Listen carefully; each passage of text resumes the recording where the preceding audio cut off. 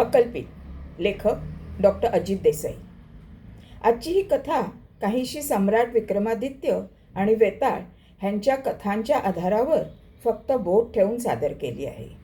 त्याचा पौराणिक घटनांशी काडी मात्र संबंध नाही, हे मी कथा सांगण्याआधी स्पष्ट करत आहे. छापा की काटा, हेड्स और टेल्स? छापा विक्रमादित्य उर्फ विजय जोरात ओरडला. वेताळ उर्फ जयने वाकून जमिनीकडे बघितले. छापा, हेड्स, मी जिंकलो इथे विक्रमादित्य उर्फ विजय. थांब, मला नाणे नीट पारखून दे.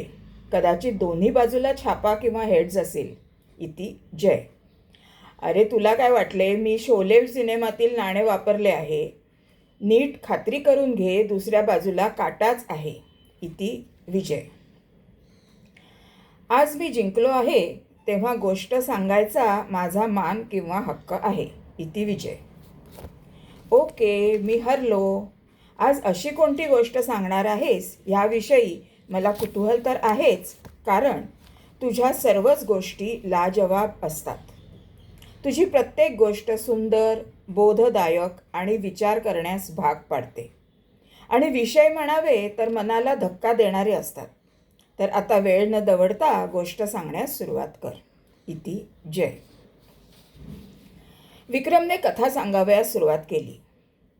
श्री यशवंतराव महाजन हे पुण्यातील एक बडे प्रस्थ होते. त्यांची गणना पुण्यातील मोठ्या उद्योगपतींमध्ये केली जात असे. व्यवसायाने ते इलेक्ट्रिकल इंजिनियर असून त्यांचा इलेक्ट्रिकल आणि इलेक्ट्रॉनिक्स वस्तू बनवण्याचा कारखाना होता. त्यांना सुमित्रा नावाची बायको व माधव नावाचा एकुलता एक मुलगा होता. डेक्कन जिमखान्याजवळ प्रभात रोडवर त्यांचा एक आलिशान बंगला होता. तो त्यांच्या युरोपियन मित्राने, जो व्यवसायाने वास्तुविशारद होता, त्याने बांधला होता. घराचे नाव प्रसाद ठेवण्यात आले होते. घराच्या समोर एक अत्यंत सुंदर आणि रमणीय असे कारंजे होते. हे कारंजे दिवस रात्र फवारा मारत असे. रात्री त्याच्यावर प्रकाश झोत टाकला जाई त्यावेळी त्याचे सौंदर्य आणखीनच खुलून दिसे. घराची रचना फारच सुबक होती. घरात पाऊल टाकताना पुढे मोठा दिवाणखाना, 4 शयनकक्ष, एक प्रशस्त भोजन कक्ष, सुमित्राबाईंकरता आधुनिक प्रकारे सजवलेले स्वयंपाकघर अशी होती. नोकरांना राहावयास एक छोटेसे बाहेरच्या जागेत आउट हाऊस होते. परसदारी मोठ्या प्रमाणात बगीचा केला गेला होता. ह्याला कारण म्हणजे सुमित्राबाईंना बागकामाची खूप आवड होती. त्यांनी ती फार चांगल्या तऱ्हेने जोपासली होती. घराच्या कुंपणाला समांतर अशी मोठी झाडे लावली होती. आपुसचा आंबा, फणस, शेवग्याच्या शेंगा वगैरे वगैरे. तसेच फळझाडे, फुलझाडे सुद्धा लावली होती. थोडक्यात सांगायचे म्हणजे गुलाबाच्या रोपापासून ते पेरूच्या झाडापर्यंत सर्व वनराई तेथे पाहावयास मिळत असे. पुण्याचे हवामान हे सर्व फुलांना पोषक असल्यामुळे 12ही महिने फुलांचा हंगाम चालू असायचा. पारिजातकाचा सुगंध पहाटेच्या सुमारास सर्वांना मोहित करीत असे. गच्चीवरती सर्वत्र सोलार लावले होते.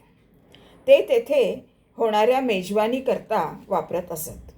बहुधा दर शनिवारी यशवंतरावांकडे पार्टी होत असे. बंगल्याच्या आवारात 4 गाड्या ठेवण्यात येत असत. यशवंतरावांची जगुआर, सुमित्राबाईंची ऑडी, माधवची मर्सिडीज आणि आणखीन एक गाडी BMW ही येणाऱ्या पाहुण्यांच्या सरबराई करता ठेवली होती.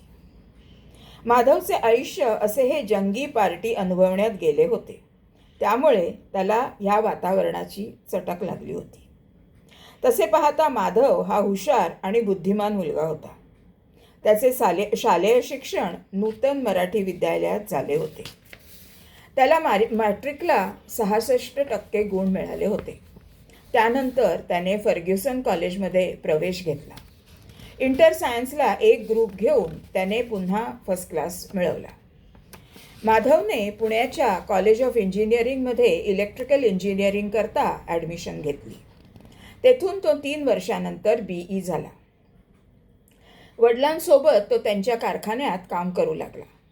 त्याने लवकरच सर्व कामे आत्मसात केली.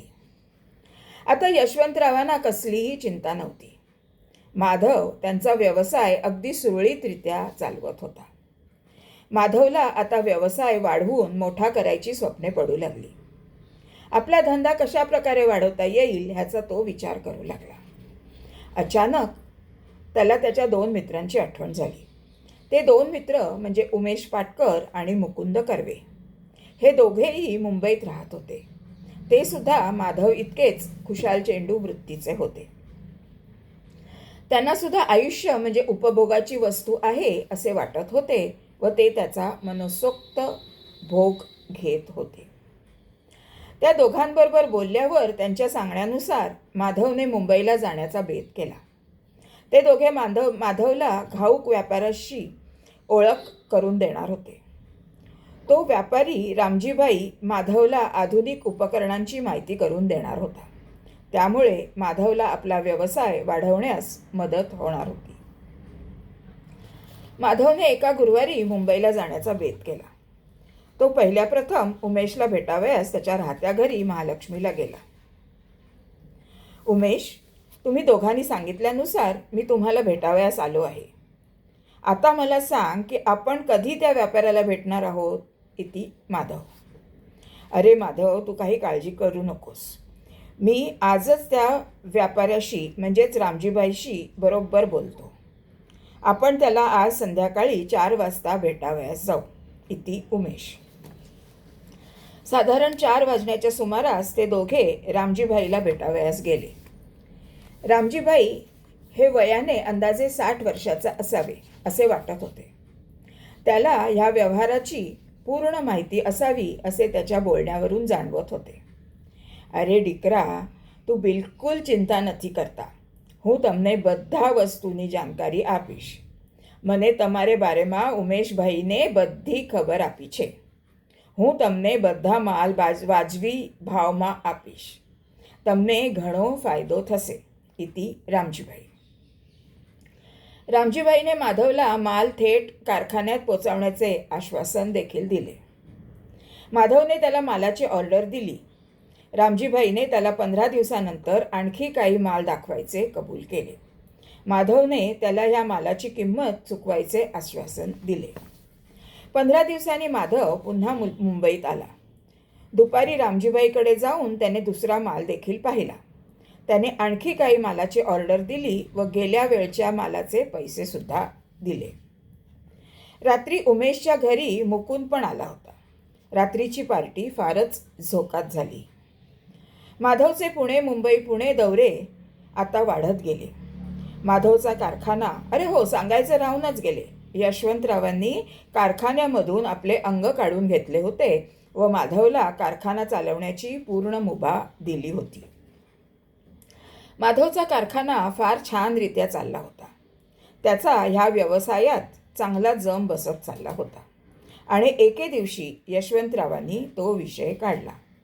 अरे माधव, तू आता 28 वर्षाचा झाला आहेस. आपला धंदासुद्धा तू अत्यंत चांगल्या प्रकारे हाताळत आहेस.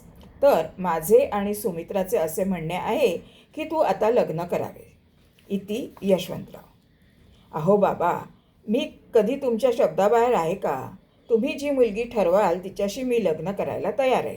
फक्त मला मुलगी शोभेशी व बऱ्यापैकी शिकलेली असली पाहिजे, म्हणजे तिला माझ्याबरोबर समाजात वावरता आले पाहिजे. इति माधव. तुला कशी मुलगी पाहिजे हे मला कळत नाही असे वाटते का तुला? माझा एक मित्र साताऱ्याला राहतो. त्याचे नाव यशवंतराव पाटील असून तो तिथला एक बडा आदमी म्हणून त्याचा लौकिक आहे. त्याची मुलगी मराठी हा विषय घेऊन MA झालेली आहे. तिचे रूप बघशील तर तोंडात बोट घालशील एवढी ती देखणी व सुंदर आहे. तिचा वर्ण गोरा असून नाक चाफेकळीसारखे आहे. तुमचा जोडा अगदी लक्ष्मीनारायणासारखा शोभून दिसेल. तुझी जर संमती असेल तर आजच मी त्याच्याकडे शब्द टाकतो. खरे सांगायचे तर मी त्याला मोघमपणे थोडीफार कल्पना दिली आहे की मला त्याची मुलगी सून करावयाची आहे आणि त्याला देखील हे मान्य आहे. इति यशवंतराव. त्याच्या पुढच्याच रविवारी यशवंतराव, सुमित्राबाई आणि माधव मुलगी पाहावयास साताऱ्याला गेले. माधवने मुलीकडे पाहिले व त्याची नजर तिच्याकडून हलत नव्हती. एवढे अप्रतिम लावण्य त्याने आजपर्यंत पाहिले नव्हते. यशवंतराव व सुमित्राबाईंना माधवच्या डोळ्यात त्याची पसंती दिसत होती. आणि एके दिवशी माधव आणि देवयानी बोहल्यावर चढली. लग्न मोठ्या थाटामाटात झाले. एक दिवस संगीताचा कार्यक्रम झाला. एक दिवस महिलांसाठी मेहंदीचा दिवस होता. लग्नाआधीचे सर्व सोपस्कार म्हणजेच केळवण, ग्रहमक, सीमांतपूजन, सप्तपदी अगदी उत्साहाने पार पाडण्यात आले. लग्नाचे सर्व विधी म्हणजे लाज्याहोम, कन्यादान आणि शेवटी मंगलाष्टके सुद्धा झाले. कुमारी देवयानी वसंतराव पाटील आता सौ देवयानी माधव महाजन झाल्या, कारण माधवने आपल्या बायकोचे नाव न बदलता देवयानीच ठेवले. सर्व मित्र लग्नाला हजर होते. सगळेजण माधवची फिरकी घेत होते, तर काही जण त्याला खरोखरच शुभेच्छा देत होते. अरे माधव, तुमचा जोडा की नाही अगदी पौराणिक काळातील ययाती देवयानी सारखा दिसतो. इति मुकुंद. खरेच आमची वहिनी दिसायला लोभस आणि सुंदर आहे. माधव, तू खरोखरच भाग्यवान आहेस. इति उमेश. माधव आणि देवयानी ह्यांचे आयुष्य अत्यंत सुखाचे आणि समाधानकारक चालले होते. दोघांनाही कशाचीही कमतरता नव्हती. जणू काही मेड फॉर ईच अदर अशी ही जोडी होती. असेच 3 महिने गेले. माधव एका शुक्रवारी मुंबईत कामानिमित्त आला होता. तो यावेळी मुकुंदकडे उतरला होता. रात्री दोघेजण ग्लेनफिडिच विस्की पीत बसले होते. थोड्या फार इकडच्या तिकडच्या गप्पा झाल्यावर मुकुंदने एका विषयाला हात घातला. अरे माधव, तू एवढे महिने मुंबईत येतो आहेस, अजूनपर्यंत तू आमच्या मुंबईची हवा चाखली आहेस का? इति मुकुंद. अरे मी मुंबईत आल्यापासून नेहमी माझ्या कामातच गुंतलेला असतो व कामे झाली की लगेच पुण्याला परततो. त्यामुळे मुंबईची रोषणाई बघण्यास मिळत नाही. मुंबई बघायची इच्छा तर आहे. इति माधव. अरे मग उद्यालाच आपण जीवाची मुंबई करूया. तुला कित्येक दिवस या विषयावर बोलेन असे माझ्या मनात होते, पण अजून ती वेळ आली नव्हती. इति मुकुंद.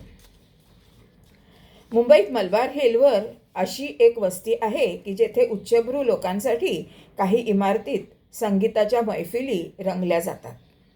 तेथे फक्त श्रीमंत माणसेच जाऊ शकतात, कारण तेच लोक हजारो रुपयांची बिदागी देऊ शकतात. इति मुकुंद. अरे उमेशला सुद्धा कळव, आपण त्याला पण घेऊन जाऊया. इति माधव. बरे, मी माझ्याकडे उमेशला 7 वाजता बोलावतो. आपण येथूनच जाऊ. इति मुकुंद. दुसऱ्या दिवशी म्हणजे शनिवारी ते तिघे मित्र 7च्या सुमारास मलबार हिलच्या दिशेने वाटचाल करू लागले. मलबार हिलचा परिसर हा झाडे झुडपांनी आच्छादला गेला होता.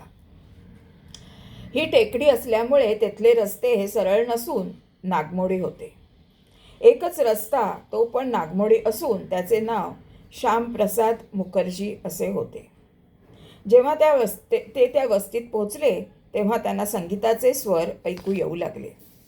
अरे माधव, ही जी समोर गीतांजली इमारत दिसते ना, तेथे शकुंतला गाते. त्यानंतर पुढच्या इंद्रायणी इमारतीत गायत्रीची मैफिल भरते आणि सर्वात शेवटची जी इमारत दिसते तिचे नाव आहे भैरवी. त्या इमारतीच्या नावाप्रमाणेच तेथे जी गायिका राहते तिचे नाव आहे शर्मिष्ठा. ती सर्वात उत्तम गाते. आपण तेथेच जाऊया. इति उमेश. अभिर गुलाल उधळीत रंग, नाथा घरी नाचे माझा सखा पांडुरंग. एक 24 वर्षाची सुंदर तरुणी हा भूप्राग आळवीत होती. मी ती गात होती असे म्हणणार नाही, कारण ती एवढे तल्लीन होऊन ते गीत गात होती की त्याला आळवणे म्हणणेच समर्पक ठरले असते. मैफिलीत फक्त 3-4 जण उपस्थित होते. ते सर्वजण मंत्रमुग्ध होऊन समाधी लागल्यागत त्या भूप्रागाचा आनंद लुटत होते. राग संपल्यावर ते सर्व श्रोते निघून गेले. शर्मिष्ठा, हे आमचे मित्र माधव महाजन हे पुण्याला असतात. त्यांना तुझे गाणे ऐकण्यासाठी खास येथे घेऊन आलो आहोत. तुझ्याकडून एका फरमाईशीची अपेक्षा आहे. ती तू पूर्ण केलीस तर आम्ही तुझे आभारी राहू. इति मुकुंद कर्वे. तुम्हाला माहीत आहे की मी फक्त 8 वाजेपर्यंत मैफिलीचा कार्यक्रम राबवते. परंतु हे गृहस्थ मुद्दामहून पुण्याहून येथे आले आहेत म्हणून तुमच्या विनंतीचा मान राखून एक मालकौसातील बंदिश गाते. इति शर्मिष्ठा. तिने गायला सुरुवात केली. कानडा राजा पंढरीचा. माधव अगदी तल्लीन होऊन तिचे गाणे ऐकत होता. त्याला कशाचेच भान राहिले नव्हते. त्याने आजपर्यंत असे गायन आणि सौंदर्य अनुभवले नव्हते. त्यानंतर दर 15 दिवसांनी माधव मुंबईत माल खरेदी करण्याकरता येऊ लागला. त्याचबरोबर तो शनिवारी न चुकता गेले 2 महिने शर्मिष्ठाच्या मैफिलीची मजा चाखत होता. असे करता करता आणखीन एक शनिवार उजाडला. आज माधव एकटाच तिचे गाणे ऐकावयास आला होता. शर्मिष्ठा गात होती. राग यमन होता आणि गाणे होते कौसल्येचा रामबाई कौसल्येचा राम. गाणे पूर्ण झाले. सर्व श्रोते मंडळी निघून गेली. तरी देखील माधव आपल्या जागेवरून हलला नाही. शर्मिष्ठा, मला तुला काही सांगावयाचे आहे. मला तुझ्या या मैफिलीत येण्यास भीती वाटते. माझी नजर नेहमी अवतीभोवती चोहोबाजूला फिरत असते. कुणी मला येथे बघेल अशी वारंवार शंका येत असते. मी तुला एक कळकळीची विनंती करतो की तू माझ्याकरता रविवारी संगीतासाठी 2 तास काढू शकशील का? इति माधव. खरे म्हणावायचे झाल्यास शर्मिष्ठाने ज्या वेळेस प्रथम माधवला पाहिले त्यावेळेस त्याचे ते देखणे रूप, त्याचा तो राजबिंडा चेहरा पाहून जणू काही एक मदनाचा पुतळा आपल्यासमोर उभा आहे असा तिला भास झाला होता. ती सर्वसाधारणपणे सोमवार ते शनिवारपर्यंत गायनाचा म्हणजेच मैफिलीचा कार्यक्रम करीत असे. रविवार तिने फक्त तिच्यासाठीच राखून ठेवला होता. आता माधवने तिला हा पर्याय सुचवल्यामुळे ती त्याला नाकारू शकली नाही. रविवारी सायंकाळी 5 वाजता मैफिल ठेवायचे ठरवले. ह्या वेळेस माधव आपल्या कोणत्याही मित्रांकडे उतरला नाही. त्याने सरळ आपली ताजमहाल हॉटेलमध्ये राहण्याची सोय केली. माधवने दुपारी रामजीबाईच्या दुकानात जाऊन आणखी काही मालाचा सौदा केला. त्यानंतर हॉटेलात जाऊन त्याने थोडी वामकुक्षी केली. संध्याकाळी 6च्या सुमारास तो फेरफटका मारण्यास निघाला. गेटवे ऑफ इंडियाची शोभा पाहत त्याने त्या परिसरात फेरी मारली. 8 वाजण्याच्या सुमारास त्याने ताजमहालच्या लाऊंजमध्ये जाऊन एकटाच ग्लेनलिव्हेट व्हिस्की पीत बसला. त्यानंतर त्याने ताजमध्येच रात्रीचे जेवण घेतले. त्याच्या जीवाची आज घालमेल सुरू होती. त्याच्याबरोबर फक्त उद्याच्या मैफिलीचे वेध लागले होते. रविवार उजाडला. त्या दिवसाची तो इतके दिवस वाट बघत होता. तो दिवस एकदाचा आज उजाडत होता. बरोबर 5 वाजता माधवने भैरवीत पाऊल टाकले. शर्मिष्ठा त्याची वाट पाहत होती. थोडाफार पाहुणचार झाल्यावर त्याने शर्मिष्ठाला एखाद्या रागाचे गाणे ऐकावयास सांगितले. हे गाणे जे मी गाणार आहे ते पंडित भीमसेन जोशींनी संगीत कलेच्या उच्च शिखरावर नेऊन ठेवले आहे. बहुतेक रसिक श्रोत्यांना हे आवडते. इति शर्मिष्ठा. इंद्रायणी काठी देवाची आळंदी लागली समाधी ज्ञानेशाची. शर्मिष्ठाने गावयास सुरुवात केली. माधव अगदी मंत्रमुग्ध होऊन गाणे ऐकत होता. जणू काही आपण इंद्र दरबारी बसलो आहोत व एक सुंदर अप्सरा ते गाणे गात आहे असा त्याला भास झाला. माधवला कळत नव्हते की तिच्या अप्रतिम सौंदर्याला दाद द्यायची की तिच्या कोकिळ कंठातून उमटणाऱ्या स्वरांना मनापासून कुर्निसात करायचा. गाणे केव्हा संपले ह्याचे माधवला भानच नव्हते. तो गाणे मनाशी गुणगुणत ताजमहाल हॉटेलमध्ये आला. त्याने शर्मिष्ठाला परत 1 महिन्याने भेटण्याचे कबूल केले होते.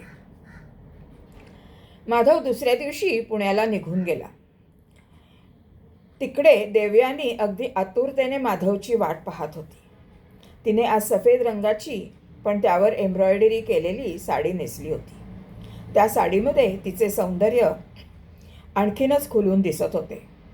माधवने तिला संध्याकाळी सिनेमा दाखवण्याचे प्रॉमिस केले होते. सिनेमाचे नाव होते सिलसिला.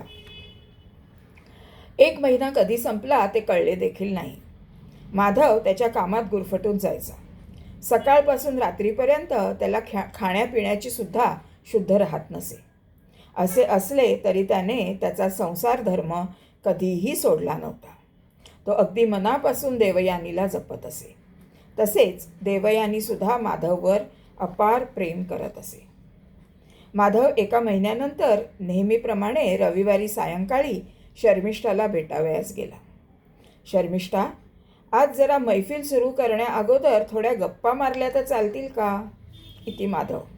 माझी काहीच हरकत नाही, इति शर्मिष्ठा. हे बघ, मी पुण्यात राहतो. माझे लग्न झाले असून मला एक बायको आहे. ती दिसायला तुझ्या एवढीच सुंदर आहे. माझे वडील हे एक पुण्यातील प्रसिद्ध उद्योगपती आहेत. त्यांचा व्यवसाय आता मी पुढे चालवतो. मला संगीतात रुची असल्यामुळे माझे पाय तुझ्या दाराशी थबकले आहेत, इति माधव. हे बघा, माझे आयुष्य म्हणजे एक हवेत उडणारा पतंग आहे. त्याला स्वतःची दिशा ठरवण्याचा अधिकार नाही. जसा वारा वाहेल तसा तो त्या दिशेने उडू लागतो. माझे जीवनसुद्धा तसेच आहे. माझी आई कोण होती, काय काम करीत होती ह्याची मला पुसटशी पण कल्पना नाही. एवढे फक्त माहीत आहे की संगीत आमच्या पाचवीलाच पुजले आहे. इतके ते आमच्या कुळात रुजले आहे की त्यात सर्वांनी स्वतःला वाहून घेतले आहे. मी 1-2 वर्षाची असताना एक श्रीमंत गृहस्थ माझ्या आईला घेऊन या भैरवीत आले. तेव्हापासून आई येथे गाऊ लागली. मला आईने शाळेत घातले. घरातच संगीताचे बाळकडू असल्यामुळे मी गाणेही शिकू लागले. शालेय शिक्षण पूर्ण झाल्यावर मी BA झाले. परंतु आईची अशी पुण्याई बघता मलासुद्धा हाच व्यवसाय करण्यास भाग पाडले गेले. असो, आलिया भोगासी असावे सादर, इति शर्मिष्ठा. त्यानंतर मैफिलीचा कार्यक्रम सुरू झाला. शर्मिष्ठाने आज यमन कल्याण लागातले हे गीत गावयास सुरुवात केली. काल मी रघुनंदन पाहिले. त्या वातावरणात हे गाणे आपल्या काळजाला भिडून जाते असे माधवला वाटले. तो अगदी विस्मितपणे शर्मिष्ठाकडे पाहू लागला. तिला तर हे गाणे आळवताना ब्रह्मानंदाची टाळी लागली असल्याचा भास होऊ लागला. दुसऱ्या दिवशी नेहमीप्रमाणे माधव पुण्यात येऊन आपल्या कामाला लागला. माधवच्या लग्नाला जवळपास 1 वर्ष होत आले. परंतु अजूनही घरात पाळणा हल्ला नव्हता. सुमित्राबाईंनी याविषयी कित्येक वेळेस देवयानीला विचारले होते. परंतु देवयानीने काहीतरी कारणे सांगून ही गोष्ट पुढे ढकलली होती. माधव जरी उघडपणे बोलत नव्हता तरी देखील त्यालासुद्धा या गोष्टीची मनात चिंता दडून बसली होती की असे आमच्या दोघात काय आहे की ज्यामुळे अजूनही आम्हाला संतानसुख प्राप्त होत नाही. ह्यावेळेस जेव्हा माधव मुंबईत आला तेव्हा मनस्थिती टाळ्यावर नव्हती असे त्याच्या वागण्यातून कळत होते. तो द्विधा मानसिक दडपणाखाली वावरत असावा असे वाटत होते. ते दिवस पावसाळ्याचे होते. जुलै महिना लागला होता. पुण्याच्या वेधशाळेने मुंबईत येणाऱ्या तुफान पावसाची भविष्यवाणी केली होती. रविवारी सकाळी पावसाची रिपरिप चालू होती. पावसाचा जोर वाढेल असे काही वाटत नव्हते. अशा परिस्थितीत माधव शर्मिष्ठाच्या घरी 5 वाजता पोहोचला. अरे, आज किती ढगाळ वातावरण आहे. कधीही पावसाचा जोर वाढेल सांगता येत नाही. हवासुद्धा फारच छान आहे. हवेत गारठा निर्माण झाला आहे, इति शर्मिष्ठा. शर्मिष्ठा, आज मी जरा द्विधा स्थितीत आहे. मला आज तुझी गरज आहे. आज मला असे काही गाणे गाऊन दाखव की ज्याने माझा मूड बदलेल, इति माधव. हे बघा, आज मी तुम्हाला माझ्या पैठणीतली असे एक गाणे गाते की ते मला केव्हापासून तुमच्याबरोबर वाटून घ्यावयाचे होते किंवा शेअर करायचे होते. बघा तुम्हाला आवडते का, इति शर्मिष्ठा. स्वप्नात पाहिले जे ते रूप हेच होते, हे स्वप्न मी म्हणावे की स्वप्न तेच होते. पाऊस वाढतच चालला होता. विजेचा गडगडाट सुद्धा आता जाणवू लागला होता. पाऊस थांबण्याची काही चिन्ह दिसत नव्हती. भर रस्त्यावर पाणी जमले होते आणि अशा स्थितीत जे होऊ नये ते घडले. माधव आणि शर्मिष्ठाच्या मनाचा तोल ढासळला गेला. त्यांच्या मनावर काबू राहिला नाही. ते दोघे अतिसमीप आले आणि त्यांनी ती रात्र शर्मिष्ठाच्या घरात काढली. दुसऱ्या दिवशी माधव सकाळी उठून पुण्याला निघून गेला. 2-3 दिवसानंतर सर्वजण रात्री जेवावयास बसले असताना सुमित्राबाईंनी मूळ विषयाला हात घातला. सुनबाई, तुला मी विचारून थकले. माधवा, मला असे वाटते की तुम्ही दोघे आता चांगल्या डॉक्टरांना दाखवा. आपल्या पुण्यात डॉक्टर मंदाकिनी देवधरांचा हात धरणारा कोणीच नाही. त्या एक नावाजलेल्या स्त्रीरोग तज्ज्ञ आहेत. लवकरात लवकर त्यांचे अपॉइंटमेंट घे आणि त्या जसे सांगतील तसे करण्याचा निर्णय घ्या. इति सुमित्राबाई. आई, मला तुझे म्हणणे पटते. देवयानी, तुला काय वाटते? जसे आई म्हणते तसे डॉक्टर मंदाकिनी देवधरांना दाखवूया का? इति माधव. अहो, मी काय तुमच्या शब्दाबाहेर आहे का? तुम्ही व आई जे काही ठरवाल ते आपल्या भल्यासाठीच असणार आहे. मी तयार आहे. तुम्ही उद्यालाच डॉक्टर देवधरांचे अपॉइंटमेंट घ्या. इति देवयानी. दुसऱ्याच दिवशी माधवने डॉक्टर मंदाकिनी देवधरांची अपॉइंटमेंट घेण्यासाठी त्यांच्या कन्सल्टिंग रूमला फोन लावला. त्यांची मदतनीस प्रियाने सांगितले की मॅडमची लवकरात लवकर भेट 3 आठवड्यानंतर मिळू शकेल. परंतु तुम्ही VIP किंवा प्रतिष्ठित व्यक्ती असल्यामुळे तुम्हाला ह्या शनिवारची अपॉइंटमेंट मिळू शकेल. कारण मॅडम VIP पेशंट्स शनिवारी बघतात. तुम्हाला मान्य असेल तर ह्या शनिवारची 5 वाजताची अपॉइंटमेंट मी देऊ शकते. माधवने लगेच हो म्हटले. त्याला देवयानी पुढे सर्व गोष्टी तुच्छ होत्या. ठरल्यानुसार सुमित्राबाई, देवयानी आणि माधव डॉक्टर मंदाकिनी देवधरांना भेटण्यासाठी देवधरांच्या हॉस्पिटलमध्ये गेले. डॉक्टर देवधरांनी बरोबर 5 वाजता त्यांना रूममध्ये बोलावले. माधवनेच बोलण्यास सुरुवात केली. आमच्या लग्नाला आता जवळपास 15 महिने उलटून गेले.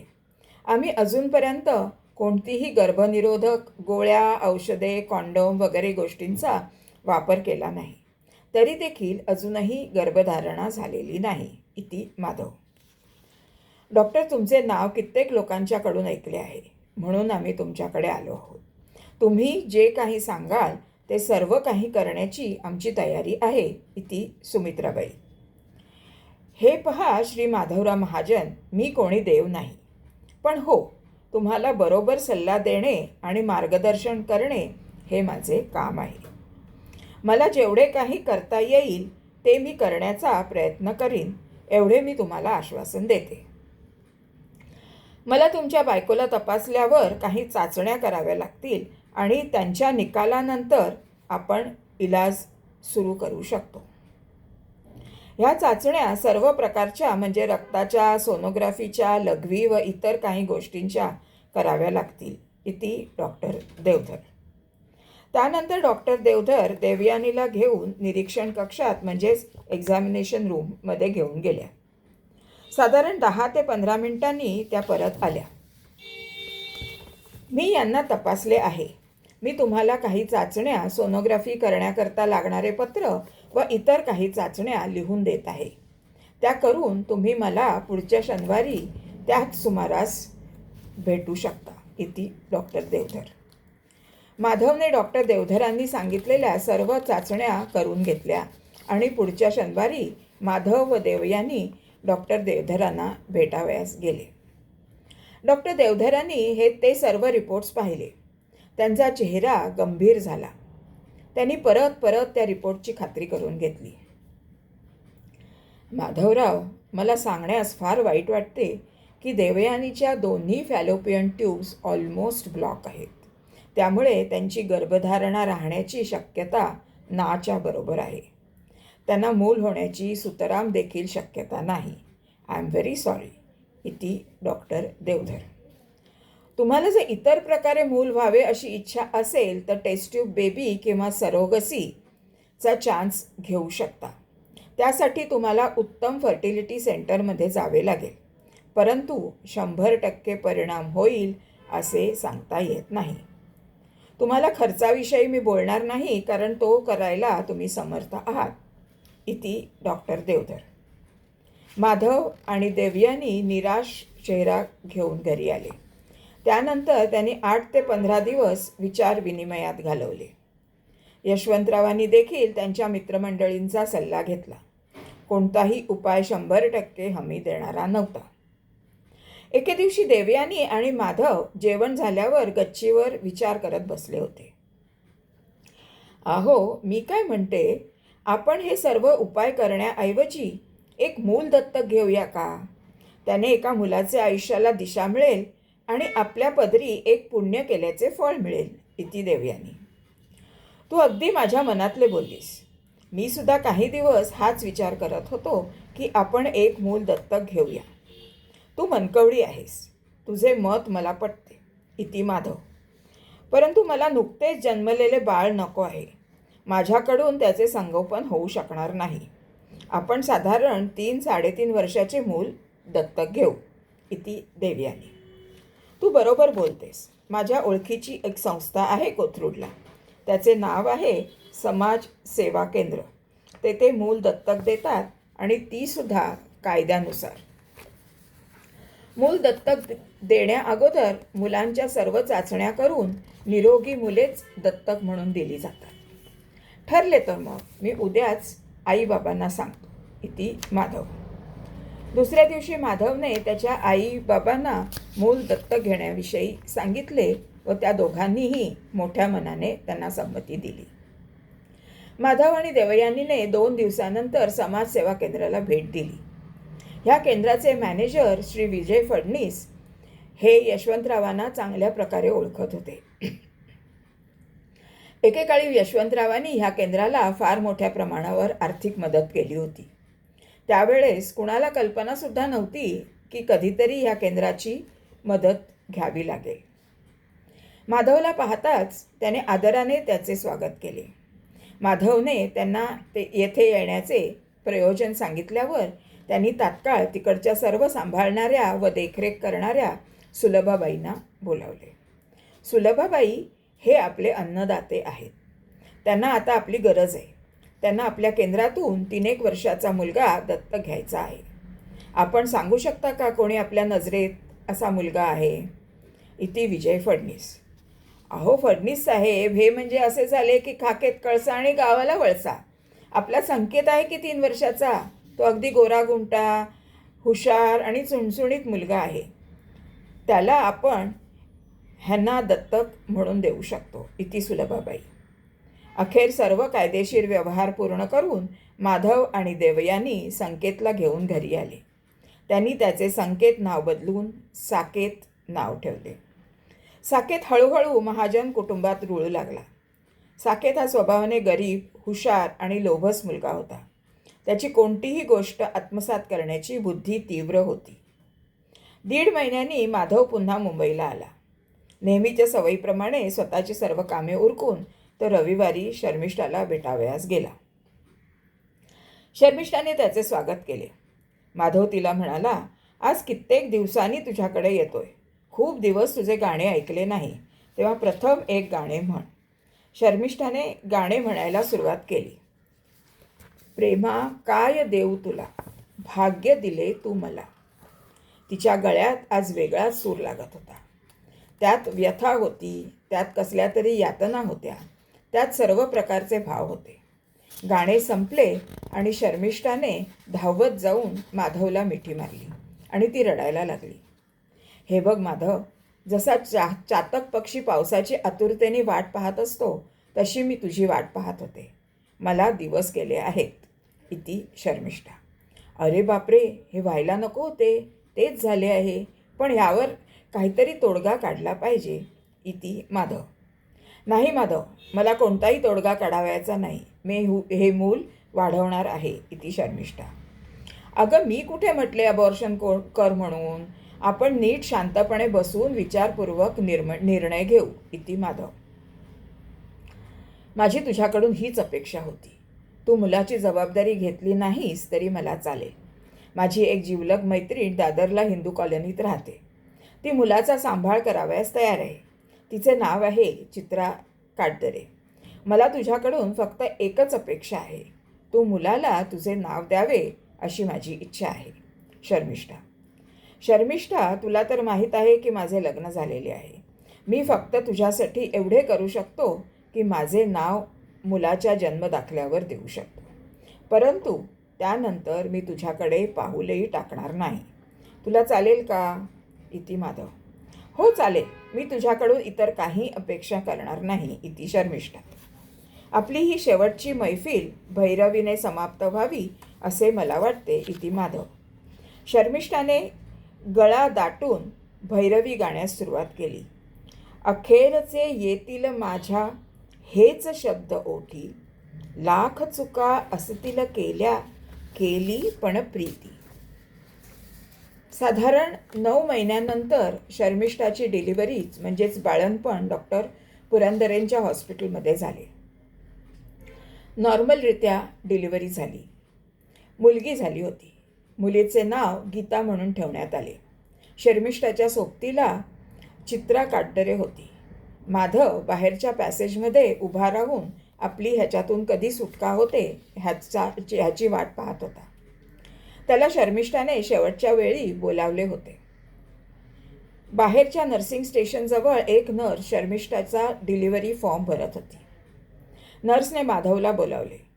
त्याला जन्म दाखल्याचा फॉर्म दाखवून पित्याचे नाव विचारण्यात आले आणि नंतर ठळक अक्षरात मुलीचे संपूर्ण नाव लिहिण्यात आले.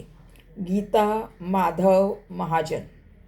शर्मिष्ठाने समाधानाचा सुस्कारा सोडला. त्यानंतर माधवने शर्मिष्ठाच्या घरची पायरी चढली नाही. गीताला घेऊन शर्मिष्ठा काही दिवस तिच्या मैत्रिणीकडे दादरला राहावयास गेली. तिने गीताची सर्व जबाबदारी चित्रावर सोपवली. साकेत 4 वर्षाचा झाल्यावर माधवने त्यालासुद्धा नूतन मराठी विद्यालयात टाकण्यात आले. दिवसेंदिवस त्याची प्रगती होत होती. वर्षे भराभर निघून जात होती. तो कधी SSC झाला हे कळलेसुद्धा नाही. त्याला SSCला 80% गुण मिळाले. माधवने त्याला फर्ग्युसन महाविद्यालयात प्रवेश घेण्यास सांगितले. त्याचा ओढा इंजिनिअरिंग करण्याचा होता म्हणून त्याने 12वीला A ग्रुप निवडला.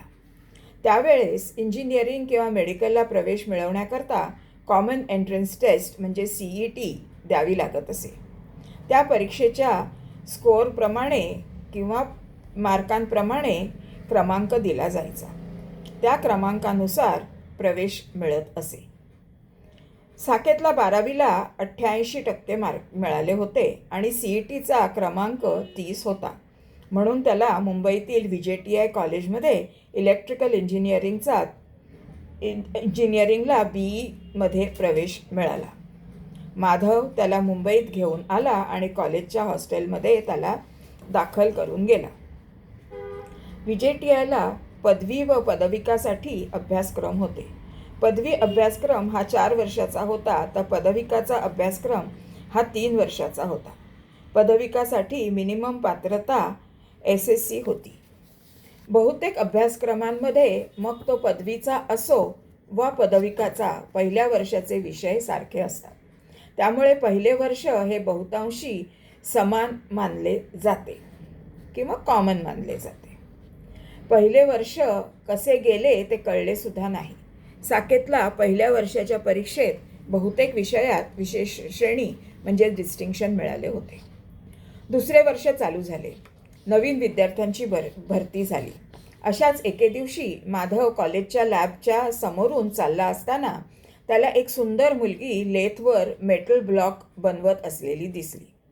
त्या कोवळ्या मुलीची तो मेटल ब्लॉक बनवताना तारांबळ होत होती. साकेत लॅबमध्ये आला. त्याने त्या मुलीकडे पाहिले आणि विचारले, काही मदत पाहिजे का? मी मदत करू का? माझे नाव साकेत. मी गीता. फारच कठीण काम आहे. आज सकाळपासून घण घालते आहे पण काही फरक पडत नाही. इति गीता. दुसऱ्याला मदत करण्यासारखे कोणतेही पुण्य नाही. व्हा बाजूला, मी तुम्हाला ब्लॉग बनवून देतो. साकेतने 1 तासात ब्लॉग बनवून दिला. मी इलेक्ट्रिक इंजिनिअरिंगचा विद्यार्थी आहे. आता 2ऱ्या वर्षाला आहे इति साकेत. मी इलेक्ट्रिकल इंजिनिअरिंगच्या पदविकेच्या कोर्सला यावर्षी प्रवेश घेतला आहे इति गीता. तुम्हाला भेटून आनंद झाला. आपण आज संध्याकाळी कॉलेज सुटल्यावर कॅन्टीनमध्ये भेटू शकतो का? मी तुम्हाला काही मार्गदर्शन करू शकेन इति साकेत. मला सुद्धा तुमच्या गायडन्सची गरज आहे.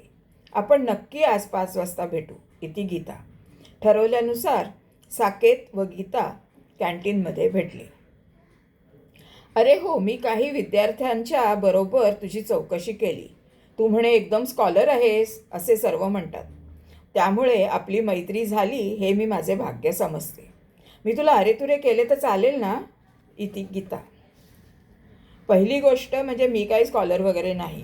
पेपर जेव्हा सोपे असतात तेव्हा बुद्धीचा वापर फारसा करावा लागत नाही. तू मला काहीही बोलू शकतेस. मला एक प्रश्न पडलाय, त्याचे उत्तर मला दे. तुझ्यासारखी सुंदर मुलगी ह्या शिक्षणाकडे कशी वळली इति साकेत. काय कुणास ठाऊक, पण मला ह्या इलेक्ट्रिकल आणि इलेक्ट्रॉनिक्स गोष्टींची जन्मापासून आवड होती. म्हणून मी ही शाखा निवडली. SSCला चांगले मार्क मिळाल्यामुळे मी सरळ डिप्लोमा करण्याचे ठरवले इति गीता. साकेतला ती मनापासून आवडलेली होती. गीताला सुद्धा साकेत आवडला होता. ते काहीसे म्हणतात ना, लव्ह ॲट फर्स्ट साईट, तसे झाले होते. आपण ह्या रविवारी सायंकाळी 5 वाजता स्टारबक्समध्ये भेटायचे का? माझी आई मला भेटावयास रविवारी येते. त्यापेक्षा आपण शनिवारी स्टारबक्समध्ये भेटूया. डन. पण एका अटीवर. कॉफी माझ्याकडून, आणि ह्या वेळेसच नाही तर आपण जेव्हा जेव्हा भेटू त्यावेळेस मीच खर्च करणार. कबूल आहे अट इति साकेत. जी मेरे आका, तुम्हारा हुकुम सर आखो पर इति गीता. त्या शनिवारी साकेत आणि गीता 5 वाजता स्टारबक्समध्ये गेले. त्यांनी 2 कॅपुचिनोची ऑर्डर दिली. हे बघ गीता, आपली मैत्री मला वाटते फक्त मैत्री राहिलेली नाही. तेव्हा आपण आपला परिचय करून देणे गरजेचे आहे. हे तुला पटते का इति साकेत. तू म्हणतोस ते खरे आहे. मी माझा परिचय करून देते. माझे नाव गीता माधव महाजन. मी दादरला हिंदू कॉलनीत माझ्या मावशीबरोबर राहते. कारण माझे वडील परदेशात असतात व माझी आई तिच्या व्यवसायात एवढी बिझी असते की तिला मला वाढवणे फार कठीण गेले असते. म्हणून मी मावशीकडे राहते. माझी मावशी माझा सांभाळ करते. म्हणतात ना, माय मरो आणि मावशी जगो. माझ्या मावशीचे नाव आहे चित्रा काटदरे. माझी आई फक्त रविवारी मला भेटावयास येते. मी किंग जॉर्ज हायस्कूलमधून SSC झाले. SSCला चांगले मार्क मिळाल्यामुळे मी आपल्या कॉलेजमध्ये इलेक्ट्रिकल इंजिनिअरिंगच्या पदविका अभ्यासक्रमासाठी प्रवेश घेतला आहे इति गीता. गीता, काय योगायोग आहे पहा. माझे नाव साकेत माधव महाजन आहे, परंतु मी पुण्यात राहतो. माझ्या वडिलांचा कारखाना आहे. माझ्या आजोबांची पुण्यातली एक प्रतिष्ठित व्यक्ती म्हणून ख्याती आहे. मी VJTIमध्ये इलेक्ट्रिकल इंजिनिअरिंगच्या 2ऱ्या वर्षाला असून BEचा पदवीचा कोर्स करीत आहे. आणि माझे गट फिलिंग म्हणजेच आतला आवाज मला सांगतो की माझे एका मुलीवर प्रेम जडले आहे. कदाचित तिचे सुद्धा माझ्यावर प्रेम असावे इति साकेत. पदवीचा कोर्स हा 4 वर्षाचा होता, तर पदविकाचा म्हणजे डिप्लोमाचा कोर्स हा 3 वर्षाचा होता. म्हणूनच ते दोघे एकाच वर्षी उत्तीर्ण झाले. साकेत आपल्या वडिलांसोबत त्यांच्या व्यवसायाला हातभार लावू लागला. गीताला पुण्यातच बजाज इलेक्ट्रिकल कंपनीत नोकरी मिळाली. आता त्या दोघांना भेटणे फार सोपे झाले होते. ते आता वरचेवर भेटू लागले. असेच एकदा कॅफे गुडलकमध्ये कॉफी पीत बसले असताना साकेतने लग्नाचा विषय काढला. गीता, आता आपल्या आयुष्याची सुरुवात करण्यास काहीच हरकत नाही. आपण आपल्या लग्नाचा विषय घरी काढूया. तुला काय वाटते इति साकेत. हो, मला पण तेच वाटते. मी ह्या रविवारी मुंबईला जाणार आहे. त्यावेळेस माझी आईसुद्धा तेथे मला भेटेल. मी तुझ्याबद्दलची सर्व माहिती तिला देईन. सर्व ठीक असेल तर पुढच्या महिन्यात लग्नाचा बार उडवून लावू, इति गीता. दुसऱ्या दिवशी सर्वजण सकाळी नाश्त्याला बसले होते. त्यावेळेस साकेतने हा विषय काढला. बाबा, मी एक मुलगी पसंत केली आहे. ती माझ्याबरोबर VJTIमध्ये इलेक्ट्रिकल इंजिनिअरिंगचा डिप्लोमा करत होती. ती तिच्या मावशीबरोबर दादरला हिंदू कॉलनीत राहते. तिचे वडील परदेशी असतात व तिची आई कामात खूप गर्ग असते. त्यामुळेच ती तिच्या मावशीबरोबर राहते. आणि योगायोग बघा आजोबा, तिचे नाव गीता माधव महाजन आहे, इति साकेत. अरे साकेत, हा योगायोग कसा असू शकतो, इति देवयानी. अगं सुनबाई, का नाही असू शकत? एका नावाची आणि आडनावाची अनेक माणसे असू शकतात. उदाहरणच द्यायचे झाले तर माझा मित्र अनिल कुलकर्णी ह्या नावाची मला 5 माणसे माहीत आहेत. आता बोला, इति यशवंतराव. माधव डोळे मिटून निमूटपणे सर्व संभाषण ऐकत होता. नियतीने जणू काही त्याची परीक्षा घ्यावयाचे ठरवले होते. एवढे सांगून विजय थांबला व जयकडे पाहून म्हणाला, सांग जय, आता पुढे काय झाले असेल? जयने विजयकडे पाहिले आणि म्हणाला, हे सर्व अनाकलनीय आहे. मी पुढे काय होईल याचा विचारही करू शकत नाही, इति जय. तर मग ऐक पुढे काय झाले ते, विजय म्हणाला. गीता शनिवारी रात्रीच चित्रा मावशीकडे पोहोचली. तिच्या चेहऱ्यावरचा आनंद ओथंबून जात होता. ती कधीही एवढी खुश झाली नव्हती. आपली आई आपल्यासाठी फक्त काही वेळ देते ह्याची तिला खंत होती व वडिलांबद्दल काही विचारल्यास ती एकही अवाक्षर काढायला तयार नसे. ती कधीही तिच्या बद्दल वाईट बोलली नाही. ती फक्त एवढेच म्हणायची, ज्याच्या नशिबात जे असते तेवढेच ते त्याला मिळते. रविवारी दुपारी शर्मिष्ठा चित्राच्या घरी आली. तिला बघून गीताला खूप आनंद झाला. आई, मी काय नाही तुला अशी गोष्ट सांगणार आहे की ती तू ऐकून फार खुश होशील. मी अजूनही मावशीला सुद्धा सांगितली नाही, इति गीता. अशी कोणती गोष्ट तू मला सांगणार आहेस की ज्यामुळे माझ्या आनंदाला उकळ्या फुटतील, इति शर्मिष्ठा. मी एक मुलगा पसंत केला आहे. तो माझ्याबरोबर VJTIला होता. तो अत्यंत हुशार आहे. तो पुण्यात राहतो आणि सर्वात मजेशीर गोष्ट म्हणजे त्याच्या वडिलांचे नावसुद्धा माधव महाजन आहे. त्याचे नाव साकेत आहे, इति गीता. शर्मिष्ठा जागच्या जागी उडाली. तिच्या तोंडातून ब्रसुद्धा फुटत नव्हता. ती अचंबित चेहऱ्याने गीताकडे बघू लागली. गीताचा असा समज झाला की तिला एवढा आनंद झाला आहे की त्यामुळे तिच्या तोंडातून शब्दही फुटत नाही. गीता, हा तुझा निर्णय पक्का आहे का, इति शर्मिष्ठा. हो आई, आणि आम्ही लग्नसुद्धा एका महिन्यात करणार आहोत, इति गीता. गीता, तसं असेल तर मला बहुतेक तुझ्या लग्नाला येता येणार नाही. चित्रा मावशी तुझे लग्न व्यवस्थित लावून देईल.